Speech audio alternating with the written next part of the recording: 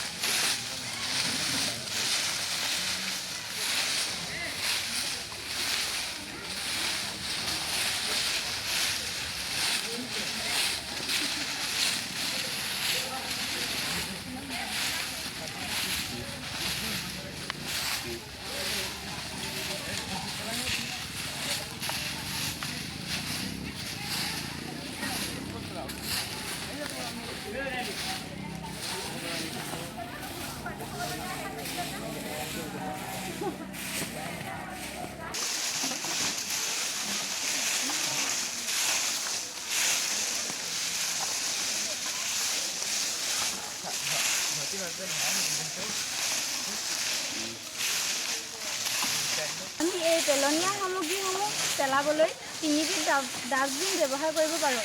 এবিধ সেউজীয়া ডাষ্টবিন য'ত আমি জৈৱিক পদাৰ্থসমূহ পেলাব লাগে। নীলা ডাষ্টবিনত আমি শুকান পদাৰ্থবোৰ পুনৰ ব্যৱহাৰ কৰিব পৰাবোৰ পেলাব লাগে। আৰু ৰঙা ডাষ্টবিন যিবোৰ সহজে পচি নাযায়, যেনে প্লাষ্টিক, পলিথিন আদি আমি ৰঙা ডাষ্টবিনত পেলাব লাগে। গতিকে আমি সকলোৱে সচেতন হৈ আমাৰ ঘৰ, বিদ্যালয় আৰু আমাৰ অঞ্চলটো চাফ চিকুণ কৰা কাৰ্যসূচী আমি সকলোৱে একগোট হৈ হাতত ল'ব লাগে।